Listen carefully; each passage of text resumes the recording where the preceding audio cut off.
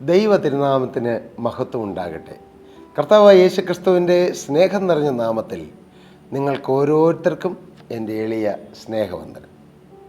പ്രിയ സഹോദരീ സഹോദരങ്ങളെ, പ്രിയ മാതാപിതാക്കളെ, പ്രിയ യൗവനക്കാരെ, പ്രിയ കുഞ്ഞുങ്ങളെ, നിങ്ങളെ ഓരോരുത്തരെയും കർത്താവ് സ്നേഹിക്കുന്നു.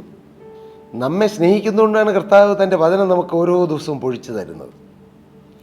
ദൈവം നമ്മെ സ്നേഹിക്കുന്നത് നമുക്ക് ചില നന്മകൾ മാത്രം തരുന്നതുകൊണ്ടാണെന്ന് ചിന്തിക്കുന്നവരുണ്ട്. അല്ലല്ല, അതേ, ദൈവം നന്മ തരുന്നവനാണ്.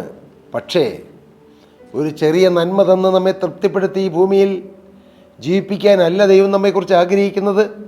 ഈ ഭൂമിയിൽ ജീവിക്കുന്ന കാലം നമ്മെ ഒരുക്കി രൂപാന്തരപ്പെടുത്തി നമുക്ക് രക്ഷ തന്ന് നിത്യജീവൻ്റെ അവകാശം തന്ന് നിത്യസ്വർഗത്തിൽ നമ്മെ അവകാശികളാക്കി നിത്യയുഗായുഗ യേശുവിനോടൊത്ത് വസിക്കുക എന്ന ആ ശ്രേഷ്ഠകരമായ അനുഭവത്തിലേക്ക് നയിക്കാനാണ് കർത്താവ് നമ്മെ ഒരുക്കുന്നത്. അതും കർത്താവിൻ്റെ വലിയ സ്നേഹമാണ്. ദൈവനാമം മഹത്വപ്പെടട്ടെ. അസാധ്യങ്ങളെ സാധ്യമാക്കുന്ന ദൈവം ഏലിയാവിൻ്റെ ജീവിതത്തിൽ ദൈവത്തെ അനുസരിച്ച ഏലിയാവിന് വേണ്ടതെല്ലാം ദൈവം പ്രൊവൈഡ് ചെയ്തു എന്ന് നാം ചിന്തിച്ചു. എന്നാൽ ഏലിയാവിന് വേണ്ടിയെല്ലാം ദൈവം പ്രൊവൈഡ് ചെയ്തു. എന്നാൽ ഏലിയാവിലൂടെ മറ്റുള്ളവർക്കും ചില പ്രൊവിഷൻ കൊടുത്തവനാണ് ദൈവം. ഞാൻ നിങ്ങളൊരു സത്യം പറയാം. ഒരാളെ വാസ്തവമായി ദൈവം വിളിച്ച് വേർതിരിച്ച് ആ വ്യക്തിയിൽ ദൈവം ഒരു അത്ഭുതം പ്രവർത്തിക്കുമ്പോൾ അദ്ദേഹത്തിൽ മാത്രം തങ്ങി നിൽക്കുന്ന ഒരു അനുഗ്രഹമോ അത്ഭുതമോ അല്ല ദൈവം പ്രതീക്ഷിക്കുന്നത്. അവരിലൂടെ അനേകായിരങ്ങളിലേക്ക് ജീവുള്ള ദൈവത്തിന് പ്രവേശിക്കാനുള്ള ഒരു പ്രവേശന കവാടം തുറന്നു കിട്ടാനാണ് ദൈവം ആഗ്രഹിക്കുന്നത്. കർത്താവിന് സ്തോത്രം. നമുക്കൊരത്ഭുതം കിട്ടണം, നമ്മിലൂടെ അനേക അത്ഭുതങ്ങൾ നടക്കണം. നാം രക്ഷിക്കപ്പെടണം, നമ്മിലൂടെ അനേകർ രക്ഷിക്കപ്പെടണം. നാം ദൈവരാജ്യത്തിൻ്റെ അവകാശികളായിത്തീരണം, നമ്മിലൂടെ അനേകർ സ്വർഗരാജ്യത്തിലെത്തണം. കർത്താവിന് സ്തോത്രം. ഇതെല്ലാമാണ് ദൈവിക പദ്ധതി. തിശ്ബ്യനായ ഏലിയാവിനെ കർത്താവ് ആഹാബിൻ്റെ കൊട്ടാരത്തിലേക്ക് വിട്ടു. അവിടെ പറഞ്ഞു, ഞാൻ പറഞ്ഞിട്ടല്ലാതെ ഈ ആണ്ടുകളിൽ മഞ്ഞോ മഴയോ പെയ്യുകയില്ല, ഉണ്ടാകുകയില്ല. അതങ്ങനെ സംഭവിച്ചു. പക്ഷേ ആഹാബ് രാജാവിൻ്റെ കൊട്ടാരത്തിൽ നിന്ന് ഇറങ്ങിപ്പോയി ഏലിയാവ്. അധികം താമസിച്ചില്ല, ദേശത്ത് കഠിന ക്ഷാമം വന്നു. ഏലിയാവിനും ക്ഷാമം വന്നു, ദേശത്തുള്ളവർക്ക് ക്ഷാമം വന്നു. പക്ഷെ അവർക്ക് ദൈവിക പ്രൊവിഷൻ കിട്ടിയില്ല.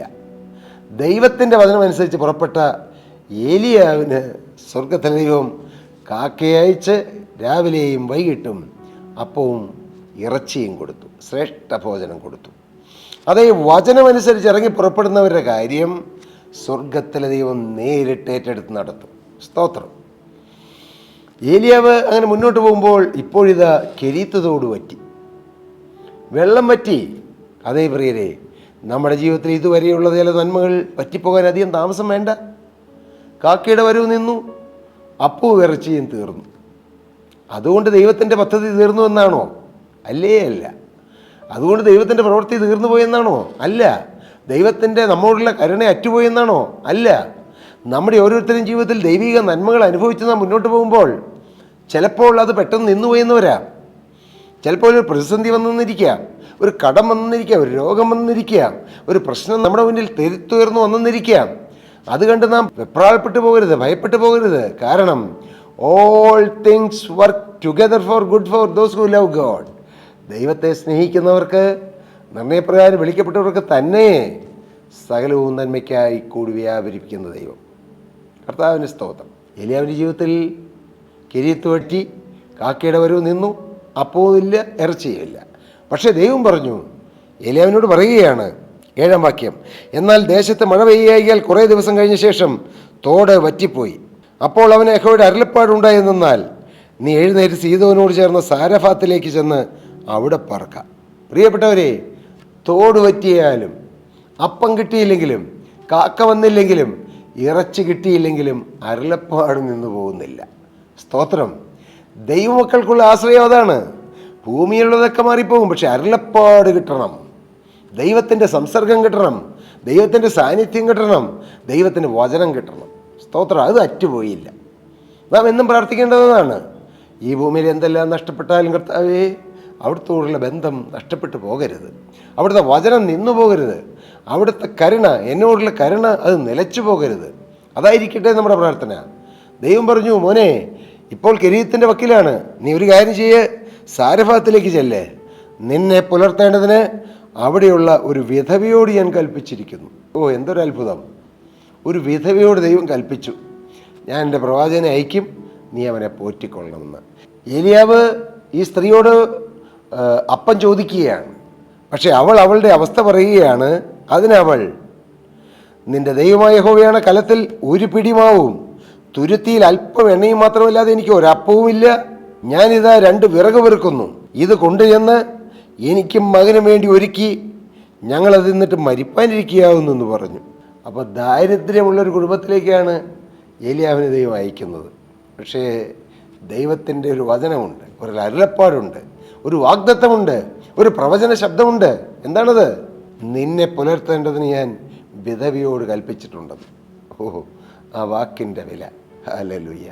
സാഹചര്യങ്ങൾ വിപരീതമാണെങ്കിലും പ്രിയ ദൈവ ഇതിലെ നീ മുന്നോട്ട് പോകുമ്പോൾ നിൻ്റെ സാഹചര്യം വിപരീതമാണെങ്കിലും പ്രതികൂലമാണെങ്കിലും നിനക്ക് ദൈവം ഒരു വാക്ക് തന്നിട്ടുണ്ടെങ്കിൽ, നിന്നോട് ദൈവം ഒരു വാക്ക് സംസാരിച്ചിട്ടുണ്ടെങ്കിൽ, നിനക്കൊരു വാഗ്ദത്തം തന്നിട്ടുണ്ടെങ്കിൽ, നിൻ്റെ പ്രതികൂലത്തിൻ്റെ മധ്യത്തിലും നിന്നെ പോഷിപ്പിക്കുവാൻ ദൈവശക്തനാണ്.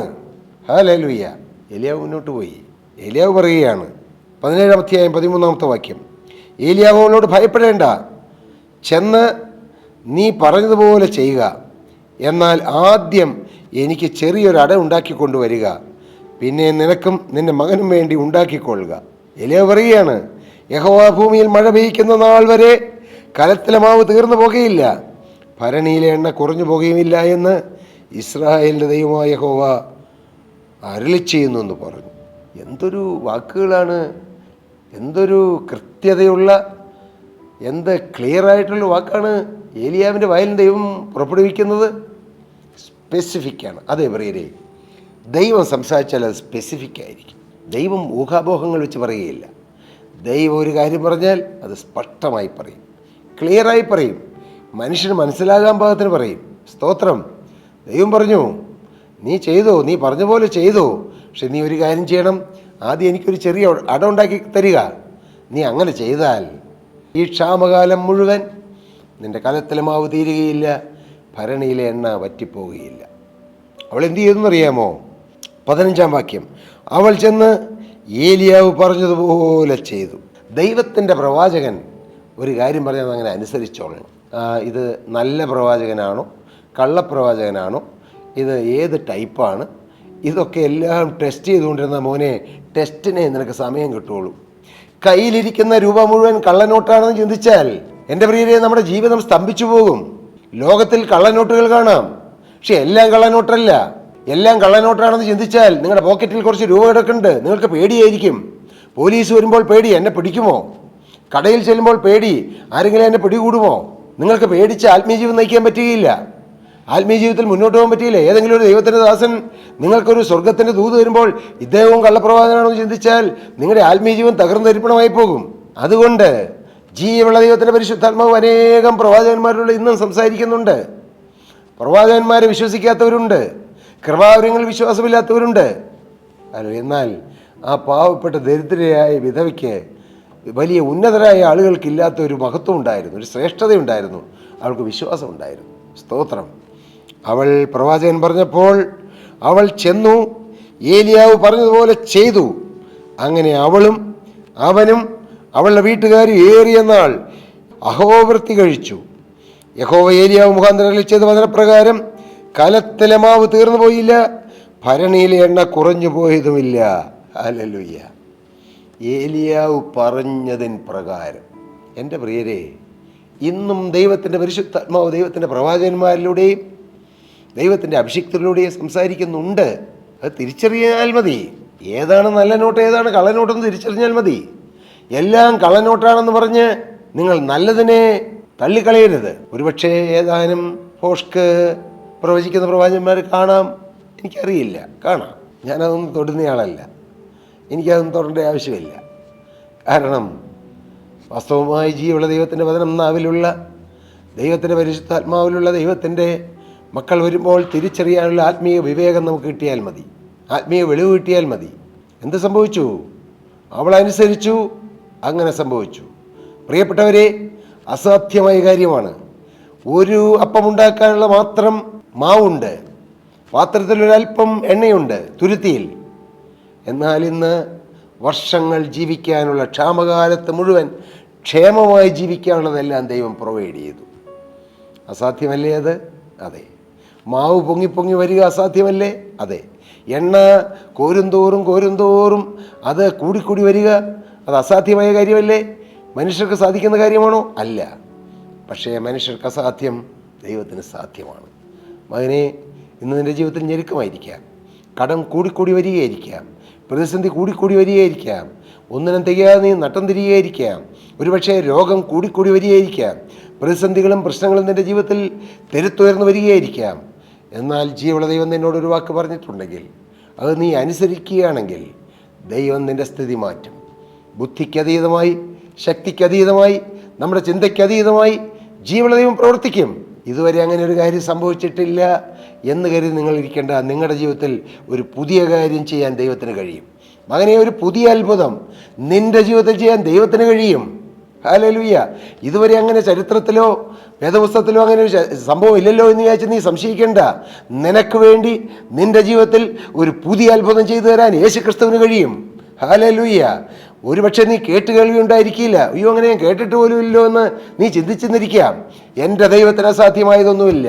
Hallelujah, hallelujah. ജീവനുള്ള ദൈവം, ആ ദൈവത്തിൻ്റെ ശക്തിയിലും ദൈവത്തിൻ്റെ കൃപയിലും നിങ്ങൾ ആശ്രയിക്കൂ. എൻ്റെ കർത്താവ് സർവ്വശക്തനാണ്, എൻ്റെ കർത്താവ് സർവ്വവ്യാപിയാണ്, എൻ്റെ കർത്താവ് സർവ്വജ്ഞാനിയാണ്, എൻ്റെ കർത്താവ് സർവ്വലോക ജഗത് നിയന്താവാണ്, എൻ്റെ കർത്താവ് സർവ്വ സൈന്യാധിപനാണ്. ഈ കർത്താവിൻ്റെ കൃപയിൽ നിങ്ങൾ ആശ്രയിക്കൂ, കർത്താവിൻ്റെ ശക്തിയിൽ ആശ്രയിക്കൂ.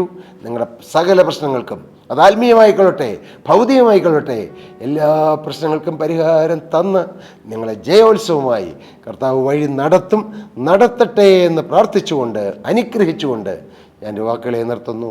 ദൈവനാമം മഹത്വപ്പെടട്ടെ. പ്രിയ സഹോദരീ സഹോദരങ്ങളെ, നിങ്ങൾക്ക് പ്രാർത്ഥനാ വിഷയങ്ങളുണ്ടോ? ഏതെങ്കിലും കാര്യം ഞങ്ങളുമായി ഷെയർ ചെയ്യാനുണ്ടോ? ഏതെങ്കിലും ആത്മീയമായ സംശയങ്ങളോ കാര്യങ്ങളോ നിങ്ങളെ അലട്ടുന്നുണ്ടോ? തീർച്ചയായും താഴെ കാണുന്ന നമ്പറിൽ ഞങ്ങളുമായി കോൺടാക്റ്റ് ചെയ്താൽ ഞങ്ങൾ നിങ്ങളോട് സംസാരിക്കാം. നിങ്ങളുമായി സംസാരിച്ച് നിങ്ങൾക്ക് വേണ്ടി പ്രാർത്ഥിക്കാം. പ്രിയപ്പെട്ടവർ, നമുക്ക് ഒരുമിച്ച് പ്രാർത്ഥിക്കാം. കർത്താവ് നമ്മുടെ പ്രാർത്ഥന കേൾക്കും. കർത്താവ് നിങ്ങളെ അനുഗ്രഹിക്കട്ടെ എന്ന് പ്രാർത്ഥിക്കുന്നു. ദൈവനാമം മഹത്വപ്പെടട്ടെ. സ്തോത്രം.